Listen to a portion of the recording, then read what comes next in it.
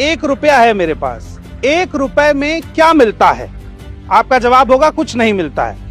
लेकिन अगर सैया भय कोतवाल तो डर काहे का। भागलपुर में एक बहुत बड़ा प्लांट लगा बिजली का, जिसको अडानी पावर द्वारा लगवाया गया। सरकार हम लोगों उसको बुड़बक बना के जमीन ले लिया है और नहीं उसमें कोई रुपया दिया है, जो कि 8,40,000 19 लाख सब रेट सरकार का ही है। किसान का कोई मांग नहीं है, लेकिन सरकार हम लोगों को इस तरह से एक एक खाता खेसरा, एक ही रकवा का मोजा का, 3 भाई है तो तीनों का 3 रेट दिया गया है। तो जमीन सेम है? जमीन सेम है कि जमीन तो बिक गई, हाँ, अडानी जी को मिली, ठीक। उस पे जो प्रॉफिट कमाएगा, जो फायदा होगा, वो किसको होगा? वो अडानी को होगा, तो आप थोड़े होगा। आप तो जमीन से बेघर हो गए। हम बेघर हो गए।